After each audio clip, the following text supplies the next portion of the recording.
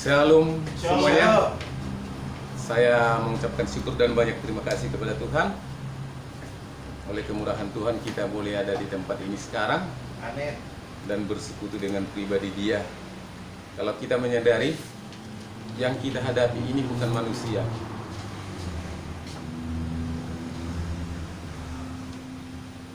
Bukan manusia. Kalau mungkin kita bertemu dengan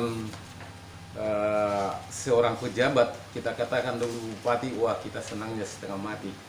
Mungkin kalau bupati bilang saya akan datang ke rumahmu, mungkin persiapan apapun akan kita buat untuk menyambut kedatangannya. Bahkan mungkin kita akan keluarkan biaya yang besar untuk menyambut hanya seorang bupati. Benar nggak saudaraku? Tetapi yang kita mau sambut sekarang ini adalah Yesus sebagai pribadi yang adalah raja di atas segala raja, yang berkuasa di dunia ini.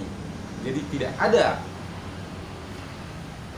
kerajaan, tidak ada kekuatan yang mampu mengimbangi atau menyetarakan hanya pribadi Yesus. Itulah yang kita sembah pada saat ini. Maka kita pada saat ini adalah orang-orang yang beruntung karena kita boleh bersekutu dengan pribadi Tuhan dengan bayaran yang gratis. Hanya kita membawa hati kita yang sungguh-sungguh datang kepadanya. Kalau tadi menyambut seorang bupati, kita sudah mempersiapkan segala macam menu makanan ini itu. Tetapi Yesus hanya mau melihat isi hati kita. Bagaimana cara kita menyambut Dia secara pribadi? Bagaimana cara hati kita untuk menyambut Dia dengan sungguh-sungguh? Apakah kita dengan hanya sekedar atau iseng? Tetapi kalau kita sungguh-sungguh rindu untuk lawatan Tuhan masuk dalam hati kita, maka apapun masalah kita, apapun problema kita, Tuhan sanggup memulihkannya. Haleluya. Amin. Untuk itu mari kita sama-sama belajar dari firman Tuhan. Ya mohon maaf saudara, kalau saya boleh berdiri di tempat ini bukan karena saya lebih bisa, tetapi hanya adalah satu tugas pelayanan yang Tuhan sudah percayakan, sehingga pelayanan ini karena pertolongan Tuhan dapat berjalan dengan baik. Mari kita sama-sama belajar dari firman Tuhan yang tertulis di dalam Yohanes pasal 21 ayat 4 sampai ayat yang ke-11.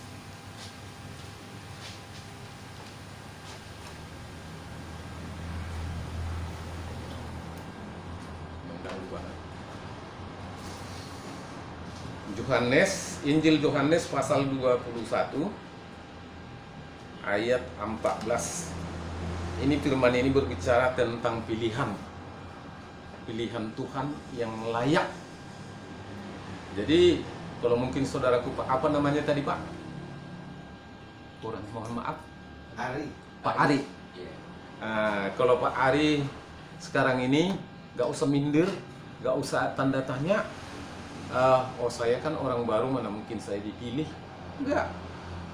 Karena pilihan itu tidak diukur dari segi lamanya beribadah, tidak.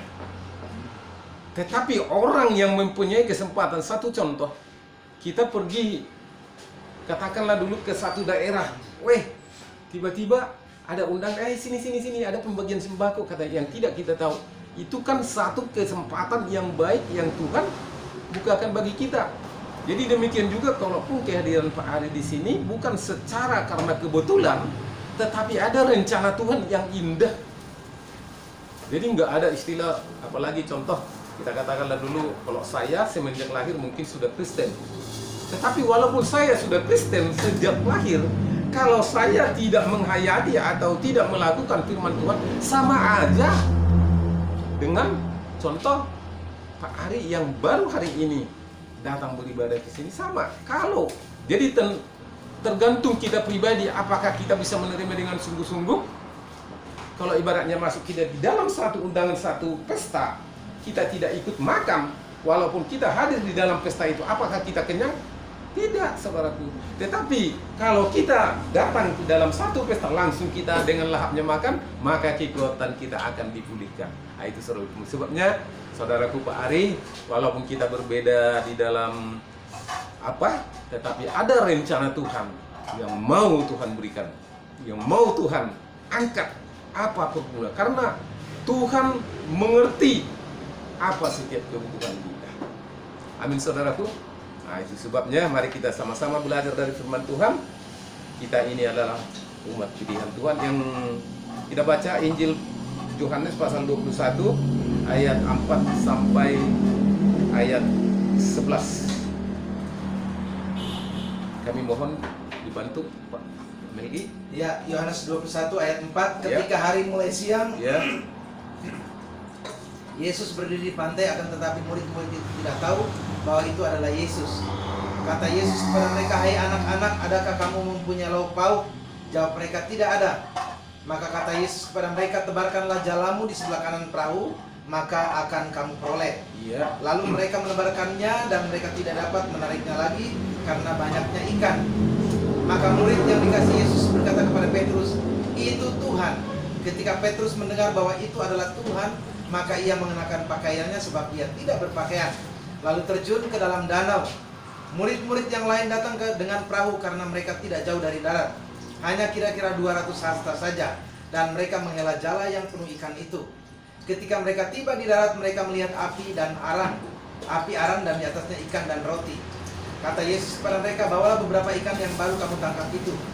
Simon Petrus naik ke perahu lalu menghela jala itu ke darat, penuh ikan-ikan besar, 153 ekor banyaknya, dan sungguh pun sebanyak itu jala itu tidak koyak. Kata Yesus kepada mereka, "Marilah dan Ya, sarapanlah." sampai 11. Puji nama Tuhan. Dikatakan di sini, ketika hari mulai siang, Yesus berdiri di pantai. Yesus, judulnya di sini, Yesus menampakkan diri kepada murid-muridnya. Setelah Yesus bangkit dari kubur, maka Yesus mau menampakkan diri kepada murid-muridnya. Dia datang. Sewaktu Yesus sudah mati, dikubur, tergantung di kayu salib dan dikubur, apa yang terjadi saudaraku? Murid-murid Yesus yang senantiasa tiap-tiap hari dia mengikuti pribadi Yesus. Kemana Yesus pergi mereka ikut. Yang terjadi apa saudaraku? Simon Petrus dan grup yang lainnya beserta teman-temannya, mereka kembali kepada karakter awal. Yang awalnya Petrus itu dari mana? Nelayan, penjala ikan. Mereka kembali ke karakter penjala ikan. Kenapa saudaraku? Petrus ini kembali kepada pekerjaan semula, menjadi penjala ikan, karena Yesus mati. Padahal kalau Petrus menghayati firman Tuhan yang dia sampaikan sebelum dia meninggal, dia bilang pada hari yang ketiga dia akan bangkit. Makanya dikatakan, rombaklah bait suci ini dan aku akan mendirikannya dalam tempoh 3 hari. Petrus tidak mengerti apa yang Tuhan katakan pada saat itu. Yang dikatakan pikirnya bangunan secara permanen atau bangunan gedung yang mau dirubah. Mana mungkin, 40 tahun kami membangun ini, tetapi kamu bilang cuma sampai 3 hari. Tetapi yang dimaksudkan oleh Yesus ialah pribadi dia sendiri, kedagingan dia sendiri dihancurkan sampai mati, dikuburkan, dan dia akan bangkit dengan tubuh kemuliaan pada hari itu. Itu sebabnya kalau Petrus yang seorang murid yang setia mengikuti Yesus tidak menerima firman ini dan membuat di dalam hatinya ya dan amin, sehingga apa yang terjadi setelah Yesus disalib dan mati, maka Petrus itu kembali kepada karakter awal, menjadi penjala ikan. Tetapi apa yang terjadi saudaraku? Sewaktu mereka ini semalam-malaman menjala ikan, dapat ikan enggak? Enggak, kecewa. Karena apa? Yesus tidak lagi menyertai mereka. Yesus sudah mati di dalam kehidupan mereka. Yesus sudah tidak ada di dalam prinsip mereka. Mereka tidak mengandalkan Yesus lagi. Karena apa? Menurut mereka secara pribadi, Yesus itu sudah mati. Makanya sewaktu Yesus datang menampakkan diri, tidak seorang pun yang mengenal dia, saudara. Karena apa? Firman itu tidak bekerja dalam kehidupannya. tidak mengenal. Padahal ya mungkin tidak sampai puluh-puluhan tahun, bertahun-tahun mereka bersama Yesus. Ya kalau saya jangankan berpuluh tahun, baru saya mungkin lebih kurang 2 minggu ya mengenal Pak Simon. Mungkin 10 tahun yang akan datang juga saya pasti mengenal. Wah ini Pak Simon ya, pasti gitu. Mohon maaf saudaraku. Karena apa? Saya langsung mengena dan hati saya itu ada Pak Simon. Tetapi murid-murid Yesus ini yang dikatakan murid sebenarnya sudah menyatu dengan gurunya. Tetapi mereka kembali dan tidak ada lagi Yesus yang hidup dalam kehidupan mereka. Tetapi Yesus berkemurahan. Dikatakan, kata Yesus kepada mereka, "Hai anak-anak, adakah kamu mempunyai lauk pauk?" Jawab mereka, bahasa perkataan tidak ada. Gak mungkin dengan bahasa yang apa? Tidak ada. Pasti kalau kata tidak ada itu pasti agak apa kan, ketus kan? Tidak ada. Seandainya orang bilang, "Ada nggak uangmu 100 juta mau saya pinjam?" Gak ada. Nah, itulah kira-kira jawabannya sudah ketus. Karena apa?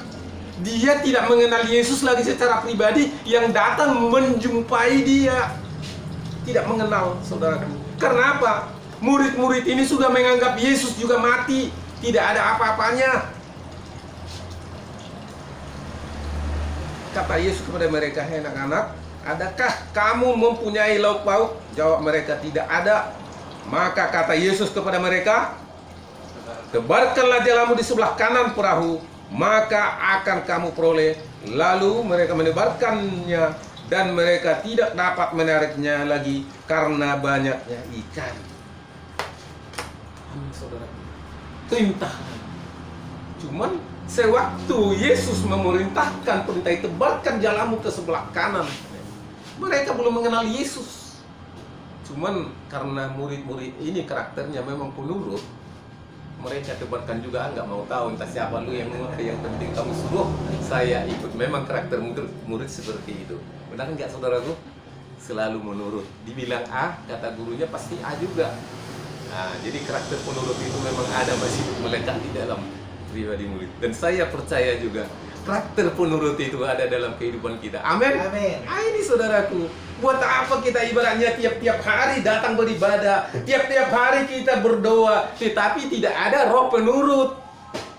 Ini sia-sia saudaraku. Harus ada. Apakah kita mendengarkan firman Tuhan dan melakukannya? Karena Tuhan katakan, berbahagialah yang membaca, mendengar, dan melakukan. Yang paling utama adalah melakukan. Buat apa kita mendengarkan kalau kita tidak melakukan? Buat apa kita mendengar firman Tuhan kalau kita tidak bisa melakukan? Sia-sia saudaraku.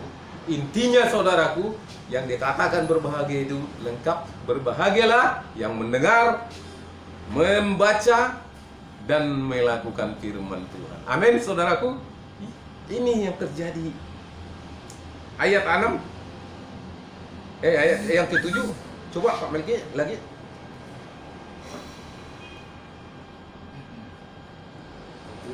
Iya. Maka murid yang dikasihi Yesus itu berkata kepada Petrus, Maka murid yang dikasihi Yesus itu berkata kepada Petrus, terus, "Itu Tuhan." ya, itu Tuhan.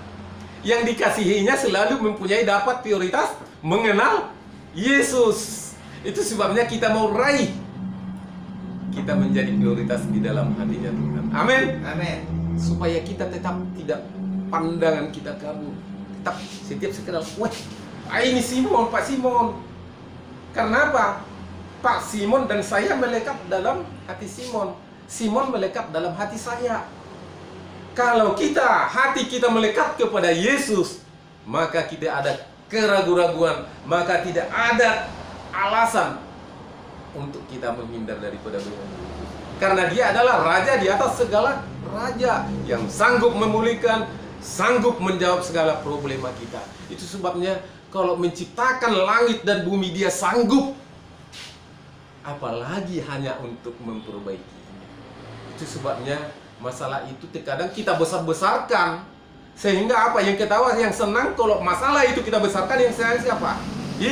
Iblis yang senang, karena iblis itu bertentangan dengan pribadi Yesus. Tapi kalau ibaratnya masalah itu kita perkecil, maka masalah itu akan hilang sama sekali. Satu contoh, saudaraku, mungkin semua kita pernah mengalami, dan mungkin termasuk saya sendiri sudah mengalami. Kalau orang yang menggertak saya lihat ibaratnya agak sepelekan. Saya pernah itu hari mempunyai masalah di Bekasi, padahal dia tentara loh, pakai baju dinas gitu. Tapi karena saya lihat badannya kecil, walaupun dia nantang saya, kamu, saya pikir duel. Yang terjadi saudara, karena pertama-tama dalam hati saya sudah mengecilkan dia sebagai musuh. Apa yang mau lu buat? Benar saudara itu, dia tendang saya, dia mau tonjok saya, tangan saya lebih panjang, kena ininya duluan kan. Kabur dia, panggil polisi. Itu sebabnya. Itu satu contoh saudaraku yang pernah saya alami. Kalau kita mengecilkan masalah kita, maka musuh kita itu, maka masalah kita akan lenyap saudaraku, tidak berdaya. Tetapi kalau kita membesarkan musuh kita, maka ketakutanlah yang akan terjadi di dalam kehidupan kita. Kalau kita membesar-besarkan kekhawatiran dalam kehidupan kita, maka ketakutanlah yang akan terjadi dalam kehidupan kita. Itu sebabnya kita mau sungguh-sungguh mengenal pribadi Yesus, supaya Yesus itu melekat dalam kehidupan kita. Dia, Yesus Tuhan yang saya sembah, dia adalah raja di atas segala raja. Orang lain dia tolong, saya juga pasti ditolong. Amin saudaraku. Karena kita semua adalah ciptaan Tuhan. Gak ada dibilang kalau orang India bukan ciptaan Tuhan, gak ada. Saya baca di Alkitab. Kalau agama Buddha tidak ciptaan Tuhan, tidak. Ciptaan Tuhan juga. Cuman mungkin masalah kepercayaannya masih berbeda. Nah, saya tidak menghakimi agama Buddha walaupun bagaimana cara ibadahnya, tapi kalau menurut saya itu tidak cocok, ya. Nah, tapi menurut mereka mungkin itu paling pas.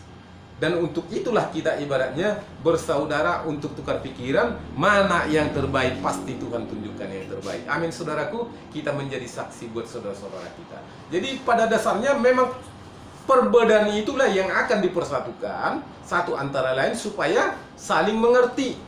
Makanya dikatakan kalau di dalam satu rumah makan, rumah makan di sana enak katanya. Tapi kalau kita tidak cicipin, enak enggak? Kalau ibaratnya Pak Simon biasa makannya di rumah makan Padang, Pak, rumah makan Padang di sana enak. Kata Pak Simon, pasti saya ngomong gitu kan? Karena Pak Simon sudah biasa makan di situ. Kalau saya nggak pernah, mana mungkin enak. Wah, makanan Ambon Pak paling enak, kata Pak Melki lagi kan. Coba bilang orang saya nggak pernah makan. Apalagi ibaratnya yang walaupun makan karena sekali tidak terbiasa, pasti nggak enak. Pak Melki Pak Melki aja yang bilang enak, ini pasti gitu. Itu sebabnya kalau saya secara pribadi, saya tidak bisa meremehkan agama yang lain kalau saya tidak mendalaminya. Tapi kalau kita masuk, begini rupanya di tetangga saya agama Buddha begini rupanya. Sewaktu saya di Taiwan, pengalaman saya masuk saya tuh ke wihara yang sangat megah. Kalau saya hitung-hitung itu ratusan miliar itu bangunannya. Saya masuk, buat orang itu senang-senang aja sih, enjoy ya. Tapi saya udah tutup hidung. Rupanya nggak ketolongan baunya bagi saya. Udah gini saya setiap lihat gitu. Bagi mereka kan itu enak. Bagi saya udah bertentangan banget. Jangankan penyembahannya. Wah, aroma apa namanya itu? Dupa-dupanya itu. Waduh, bagi saya itu udah sangat. Begini saya terus seperti jalan diikuti masuk. Itu sebabnya kalau Pak Ari tadi ibaratnya hadir di sini, satu kesempatan yang baik kita bisa begini rupanya orang Kristen. Kan gitu, sehingga di saya begini. Mana yang terbaik tinggal Pak Ari nanti menentukan. Amin saudaraku. Makanya kita tidak perlu kita menghakimi, Pak, di sinilah Muslim kan begini, orang Kristen kan tidak begini. Orang dia belum pernah tahu kok dia menjelek-jelekkan, dasarnya apa. Itu. Tapi kalau ibaratnya di orang Kristen itu adakah enggak yang mengajak untuk berantem? Gak ada. Karena ajaran Yesus itu, kasihilah musuhmu seperti dirimu sendiri. Itu yang indah saudaraku. Haleluya. Kita lanjut ayat yang 9. Ayat 9, ketika mereka tiba di darat, mereka melihat api arang dan di atasnya ikan dan roti. Iya, terus Kata Yesus kepada mereka, bawalah beberapa ikan yang baru kamu tangkap itu. ketika kata Yesus kepada mereka, bawalah beberapa ikan yang baru kamu tangkap itu, ya lanjut 11. 11, Simon Petrus naik ke perahu lalu menghela jala itu ke darat. Penuh ikan-ikan besar, 153 ekor banyaknya, dan sungguh pun sebanyak itu jala itu tidak koyak. Puji nama Tuhan. Kita lihat ini Simon Petrus. Kebetulan ada namanya Pak Simon di sini ya. Memang yang namanya Simon ini, waktu saya baca di dalam firman Tuhan, Yesus berjalan di atas air, yang respon siapa saudaraku? Petrus. Simon Petrus. Simon Petrus ini sangat respon saudaraku. Sewaktu muridnya tadi, mereka ini sudah sudah kembali ke pekerjaan awal. Ini bagaikan orang yang kembali kepada jalan yang sesat. Coba kita baca sebentar di dalam 2 Petrus pasal 2 ayat 22, 21 sampai 22. 2 Petrus pasal 2. Ya, Pak Mugi.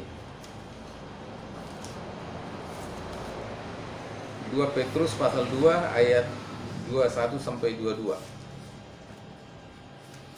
Karena itu bagi mereka adalah lebih baik jika mereka tidak pernah mengenal jalan kebenaran, Iya, daripada mengenalnya, tetapi kemudian berbalik dari perintah kudus yang disampaikan kepada mereka. Bagi mereka cocok apa yang dikatakan peribahasa yang benar ini. iya. Anjing kembali lagi ke muntahnya, dan babi yang mandi kembali lagi ke kubangannya. Ini saudaraku yang kembali. Sebenarnya perlakuan murid-murid ini sudah sangat menyebalkan, saudara. Dibuat peribahasa, anjing makan muntahnya dan babi kembali ke kubangan, saudara. Lebih baik tidak mengenal, katanya. Karena kembali kepada karakter awal. Itu sebabnya firman Tuhan ini selalu mengingatkan kita untuk kita sekali mengikuti Yesus, tetap Yesus. Haleluya. Ini saudaraku.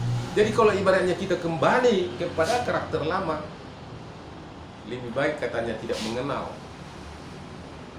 Jadi orang yang tidak mengenal apabila sudah berkenalan sangat akrab. Tapi kalau yang sudah mengenal kembali kepada karakter lama, waduh, ini yang tidak diperkenankan oleh Tuhan.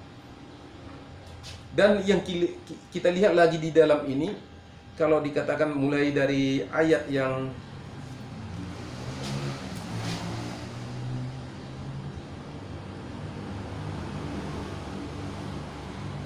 ke-7, maka murid yang dikasihi Yesus itu berkata kepada Petrus, "Itu Tuhan." Ketika Petrus mendengar bahwa itu adalah Tuhan, maka ia mengenakan pakaiannya sebab ia tidak berpakaian, lalu terjun ke dalam danau. Ada dua pribadi murid Yesus yang sangat akrab. Kalau Yohanes ini adalah murid yang dikasihi Yesus. Tetapi yang paling respon saudaraku Petrus. Yohanes hanya menunjuk. Itu Yesus, katanya. Kenapa sewaktu Yohanes ini melihat Yesus, dia tidak langsung dia memeluk Yesus atau menyapa atau menemui Yesus? Ini menunjukkan kepada pribadi-pribadi. Banyak orang sekarang ini yang hanya menjadi petunjuk, bagaikan petunjuk arah. Kalau kita lihat di perapatan itu ada petunjuknya ke Bandung, gitu kan. Tapi yang menunjukkan itu nggak nyampe ke Bandung, saudaraku. Ada petunjuk ke Jakarta, tapi yang bikin petunjuk itu, yang kata petunjuk itu tidak nyampe ke Jakarta, dia hanya begini doang. Ini menunjukkan kepada pribadi-pribadi yang hanya banyak memberikan keterangan-keterangan, tetapi dia sendiri tidak ada di dalam. Itu sebabnya kita mau diperbaiki. Kalau dikatakan nanti ditanya, kamu orang Kristen? Ya. Tetapi apa? Kristennya Kristen KTP. Karena apa? Dia tidak respon untuk datang menemui pribadi Yesus bagaikan Yohanes. Tetapi setelah Yohanes menyatakan itu Tuhan, katanya, langsung Petrus ini, Simon Petrus ini langsung memakai pakaiannya, karena awalnya mungkin penjala ikan itu kebanyakan buka baju, dia tidak memakai pakaiannya, langsung terjun. Bukan lagi melalui perahu, dia berenang, saudaraku, terjun ke danau, berenang. Pergumulan yang berat dia lalu, dia tidak peduli dia mau tenggelam juga, yang penting bisa bertemu dengan pribadi Yesus. Ini yang mau perlu kita teladani, saudaraku, supaya kita ini jangan hanya sekedar mengetahui, jangan sekedar hanya menyatakan saya adalah orang Kristen, tapi tidak bisa melakukannya sama sekali, saudaraku. Banyak orang Kristen sekarang ini yang menyatakan kalau nanti mereka itu di tempat wisata, kamu orang Kristen, oh iya, oh Yesus saya begini-begini, dia sendiri tidak datang beribadah. Apakah ini orang Kristen yang benar? Inilah yang mau diperbaiki oleh Tuhan, supaya kita itu benar-benar layak di hadapan Tuhan. Bagaikan Petrus, Yohanes itu mengatakan, itu Tuhan. Tetapi Simon Petrus ini langsung dia memakai pakaiannya dan terjun menemui pribadi Yesus. Sehingga apa yang terjadi, saudaraku? Berkat prioritas Simon raih dalam kehidupan. Ini yang mau kita ambil, saudaraku. Itu sebabnya harus sesuai dengan pengakuan mulut kita. Saya orang Kristen, saya pengikut Yesus. Tetapi juga kita harus mau menyatakan bahwa kita melakukan sesuai dengan rencana Tuhan, bahwa kita harus benar-benar menyenangkan hatinya Tuhan, bahwa kita ada kerinduan untuk bersekutu dengan pribadi Yesus. Haleluya, saudaraku. Amin. Ini yang mau dibentuk dalam kehidupan kita, supaya apa? Jangan sia-sia perjalanan kita menganggap Yesus itu mati. Jadi kalau berita Yesus, kebangkitan Yesus itu atau berita kematian Yesus itu hanya sekedar cerita dalam kehidupan kita, apa untungnya, saudaraku? Memang orang mati tidak bisa menyelamatkan, tetapi Yesus itu bukan mati, dia hidup dan bangkit. Haleluya. Amin, amin, amin. Bangkit dia. Itu sebabnya engkau yang tertidur sekarang ini, mari bangkit. Bersama Yesus kita akan menang. Bersama Yesus masalahmu akan dipulihkan. Bersama Yesus penyakitmu akan disembuhkan. Amin. Haleluya. Amin. Tidak perlu khawatir. Kecilkan masalahmu, maka masalahmu itu akan lenyap dalam kehidupanmu.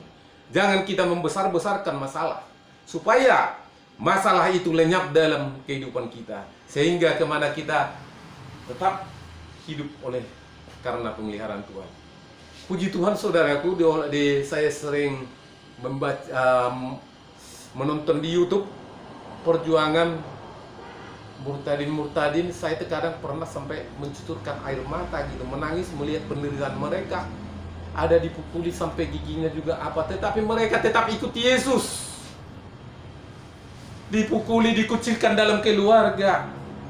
Bahkan katanya gigi saya sampai dipukul ompong, hancur, dipukuli keluarga karena mengikut Yesus. Tetapi mereka tidak surut, saudaraku. Sekarang mereka menjadi hamba Tuhan. Kita belum mengalami penderitaan seperti itu. Mereka yang notabene pada awalnya mereka tidak mengenal pribadi Yesus, tetapi mereka mempunyai kerinduan yang sungguh-sungguh untuk mengerti pribadi Yesus. Setelah mata mereka terbuka bahwa Yesus adalah Raja di atas segala raja, yang akan mewariskan surga buat dia, sehingga dia raya apapun segalanya dia korbankan. Harta dia pedulikan, kesehatannya tidak dia pedulikan, ancaman nyawa mereka tidak pedulikan, hanya untuk mengikut Yesus. Sekarang kalau kita menyadari, saudaraku, apa pengorbanan yang sudah kita beri kepada Yesus, karena tidak sebanding nanti yang Yesus berikan kepada kita, itulah surga yang Tuhan persiapkan. Pengorbanan apa yang sudah kita buat kepada Yesus? Ini, saudaraku, saya juga sangat berterima kasih kepada Tuhan. Kalau saya bergumul tentang firman ini, saya buka Tuhan. Ini saya yang sering bermain-main untuk mengikuti Kau, yang sering bermain-main di dalam melayani Tuhan. Tapi saya berterima kasih, saudaraku, saya mendengar firman ini, saya baca firman ini, saya renungkan, pertama-tama saya yang kena. Pengorbanan apa Tuhan yang sudah saya berikan? Saya bekerja selama ini, melakukan usaha-usaha yang lain, hanya menenangkan hatinya pribadi saya, memuaskan hawa nafsu saya, tetapi sering mengabaikan pribadi Tuhan yang sudah menyelamatkan saya. Dan tadi pagi saya baca firman dan saya diingatkan kenapa usaha kita gagal. Karena saya pengalaman saudaraku, banyak usaha-usaha yang saya bina khususnya di dalam 2019-2020, kegagalan-kegagalan yang saya tuai.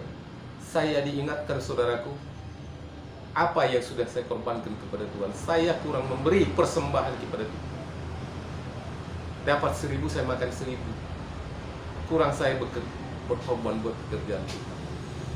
Doakan saya saudaraku supaya saya dapat melakukannya dengan baik. Puji Tuhan saudaraku, kalau firman Tuhan tadi pagi mengingatkan saya. Dan inilah yang menjadi kerinduan kita supaya layak di hadapan Tuhan. Amin saudaraku. Amin. Ayat yang ke-11, Simon Petrus naik ke perahu, lalu menghela jala itu ke darat, penuh ikan besar, 153 ekor banyaknya, dan sungguh pun sebanyak itu jala itu tidak koyak. Di sini ada kenapa pertama-tama Yesus suruh menyebarkan jala ke sebelah kanan. Apa artinya saudaraku sebenarnya? Kenapa enggak Yesus suruh ke sebelah kiri? Kenapa sebelah kanan? Memang kalau menyebarkan jala biasanya sebelah kanan ya Pak Melgi ya? Iya. Nah, saya pernah menjalan, memang agak itu kebiasaan. Tetapi saya percaya kenapa mesti ditulis sebelah kanan. Ini menjadi petunjuk bagi kita bahwa di dalam dunia ini adalah kalau dibilang wah itu tangan kanan bos katanya, berarti kepercayaan. Tapi di dalam firman Tuhan itu sangat dikukuhkan bahwa kanan itu, tangan kanan itu adalah yang prioritas. Coba kita baca di dalam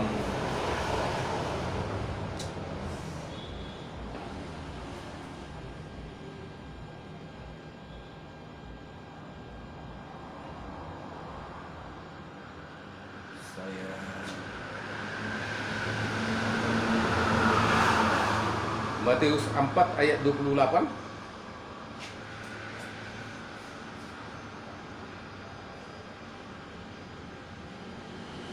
Atau pengkhotbah 10 ayat 2. Pengkhotbah 10 ayat yang kedua, di sana berbicara tentang kanan yang punya hikmat. Hati orang berhikmat menuju ke kanan, tetapi hati orang bodoh ke kiri. Hati orang berhikmat menuju ke kanan, tetapi hati orang bodoh menuju ke kiri. Berarti ini saudaraku, artinya kita mau menjadi tangan kanan yang dipercayakan Tuhan. Karena hikmat Tuhan akan diberikan kepada orang-orang pilihan Tuhan. Ini saudaraku, itu sebabnya tidak asalan ini firman Tuhan ditulis. Saya pikirkan, kenapa ya mesti ditulis sebelah kanan, tebarkan jalamu ke sebelah kanan. Kenapa enggak di belakang banyak ikan? Ke belakang itu, kalau mungkin ditebarkan disuruh ke belakang, berarti langkah mundur ke belakang. Tetapi dia bilang, Yesus katakan sebelah kanan. Karena kanan itu adalah penuh hikmat. Coba ulangi sekali lagi Pak. Hati orang berhikmat menuju ke kanan. Hati orang berhikmat menuju ke kanan. Tapi hati orang bodoh ke kiri. Hati orang bodoh selalu ke kiri. Sebabnya saudaraku, mari kita raih menjadi tangan kanan Tuhan. Kalau dikatakan berbicara tadi di sini, waktu ikan itu yang mereka tangkap, kenapa jumlahnya 153 ekor? Kenapa enggak 150 supaya kena? Ada juga rencana Tuhan menunjukkan apa sebenarnya di angka 150. Ya mohon maaf saudaraku, saya bukan mengajar, mungkin saling mengingatkan. Makanya kemarin saya terbeban untuk fotokopi ini supaya, karena kebetulan ya setelah firman ini baru saya tergerak untuk apa ini. Jadi angka ikan 153 itu adalah angka tabernakel. Yang dikatakan tabernakel itu artinya tempat pembukaan rahasia firman Tuhan, atau dikatakan kalau dulu tabut perjanjian. Jadi yang ini 100 hasta, yang ke kanannya ini lebarnya ini 50 hasta, dan ada 3 ruangan mesbah korban bakaran, ruangan maha suci, ruangan suci dan ruangan maha suci. Jadi ada 3. Jadi pertama itu sewaktu kita di mesbah korban bakaran lewat 4 Injil, Matius, Markus, Lukas, Yohanes, itulah dikatakan pintu gerbang. Pintu gerbang itulah mesbah korban bakaran mengenal Yesus, mengenal pribadi Yesus. Sehingga lewat pintu kemah masuk kita memelihara menjadi pelita emas kesaksian yang indah, suka kudus, bersekutu dengan firman Tuhan, bahkan suka menyembah. Bahkan kalau sampai ke ruangan maha suci, itulah yang dikatakan sampai ke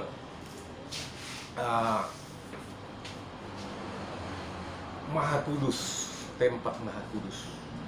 Itu saudaraku. Jadi ada artinya 153 ekor itu. Kenapa? Dan ikan-ikan yang terpilih. Iya kan? Karena dikatakan di situ semuanya ikan yang besar ya. Gak ada yang kecil lagi. Karena kalau dulu sewaktu Petrus menjala ikan itu sampai hampir koyak, katanya itu kan semak macam-macam. Makanya di dalam pelayanan juga banyak tipenya. Kalau ibaratnya biasanya kalau penginjil ya seperti kita lihat Pak Pastor Simon nggak pandang dulu mau siapa aja. Itulah karakternya penginjil. Tapi nanti untuk masuk di dalam pengajaran itu, itulah yang terpilih. Itu sebabnya kita yang hadir pada saat ini, saya percaya kita ini adalah umat pilihan Tuhan yang sudah ditebus dengan darah Yesus dari dosa kelakuan kita yang tidak baik, diperbaharui, semakin diperbaharui, supaya di satu saat nanti kita layak mewarisi surga yang Tuhan persiapkan bagi kita. Terima kasih semuanya. Firman Tuhan yang sudah kita dengar, biarlah itu bekerja dalam kehidupan kita, mengingatkan kita, menguatkan kita. Kita mau benar-benar melayani Dia dengan sungguh-sungguh. Kita mau benar-benar bersekutu dengan pribadi Yesus, karena kita bukan hanya pendengar, tetapi mau lebih jauh lagi pelaku-pelaku firman Tuhan. Dan saya juga berterima kasih kepada Pak Melki, kalau tadi kesaksian sampai begitunya, itulah pengorbanan. Bagaikan Petrus tadi kan, Petrus tidak menunggu perahunya, ayo kita ke darat, nggak begitu saudaraku. Udahlah, berenang pun jadi, langsung dia pakai pakaiannya, dia langsung lompat kan, lompat, nggak menunggu yang lain, lompat. Jadi kalau tadi ini benar-benar ini Petrus yang kedua ini Pak Melki tadi dia punya kesaksian kan. Jadi berkaitan bukan di apa, memang itulah firman Tuhan itu selalu klop dalam kehidupan kita. Oh iya ya, Pak Melki ini menuruti jadi teladan Petrus nih, pikir kan. Gak cukup pakai ini, gak mau senang-senang hanya pakai mobil pribadi, naik bus pun jadi katanya. Tapi Tuhan, enggak, aku cuma menguji hatimu, kamu sungguh-sungguh. Enggak, kalau ibaratnya bensin enggak ada, gimana? Katanya Tuhan mungkin menguji hati aja, tetapi karena prinsipnya tetap mau melayani Tuhan. Ini katanya yang tidak diduga-duga. Itu sebabnya pekerjaan Tuhan ini, mujizat Tuhan itu selalu kita tidak bisa prediksi. Haleluya. Bahkan kalau di tempat ini ada yang namanya Simon, dan saya percaya umat-umat yang dipilih Tuhan, Simon-Simon yang terlalu respon buat pekerjaan Tuhan. Haleluya. Kita nyanyikan satu pujian.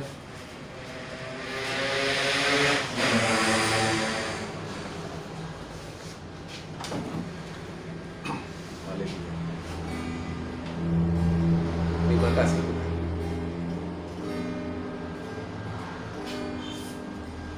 Haleluya. Haleluya. Haleluya. Haleluya. Haleluya.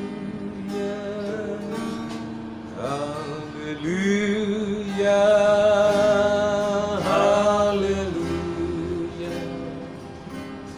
Haleluya.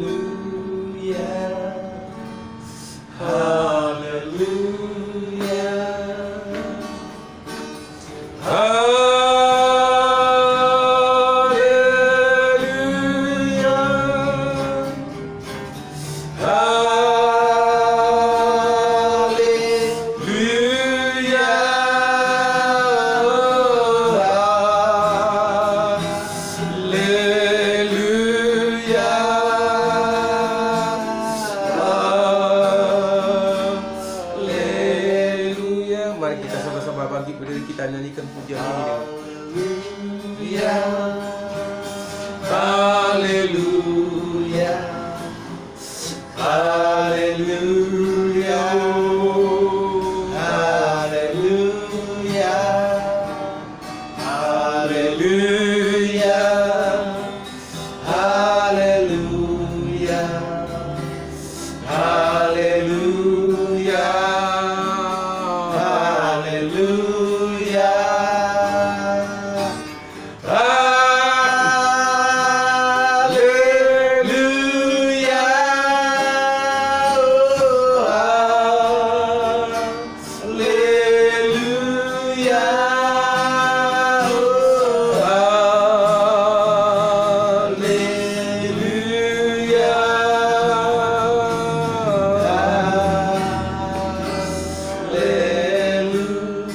Saudara-saudara kekasih dalam nama Tuhan, firman Tuhan yang sangat baik ini mengingatkan kita untuk membuat tetap Yesus hidup dalam kehidupan kita, untuk menuntun langkah kita. Mungkin kita sering dilanda kelemahan, tapi biarlah kita semua berseru kepada Yesus, bersandar dan memanggil nama Dia. Amin. Dia akan melawat kita. Dia ada di tempat ini pada saat ini. Serahkan hidupmu kepada Tuhan. Tuhan sanggup menjawab segala problema yang kau hadapi, menjawab segala masalah yang kau hadapi. Dia ada pada saat ini. Amin. Kita nyanyikan pujian ini dengan nada penyembahan. Haleluya, haleluya. Terima kasih Tuhan. Haleluya Yesus. Engkau baik bagi kami Tuhan, melawat kami Yesus. Haleluya. Terima kasih Tuhan buat firman-Mu yang sudah memperbaiki hidupku, yang sudah menegur segala kesalahanku Tuhan.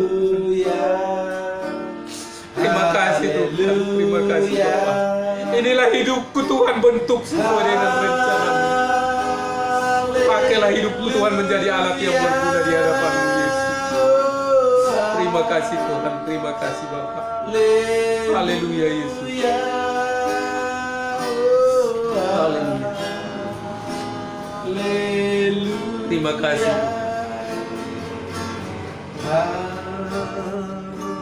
Haleluya. Kita nyanyikan pujian ini, pelayanan selanjutnya kami katakan. Haleluya.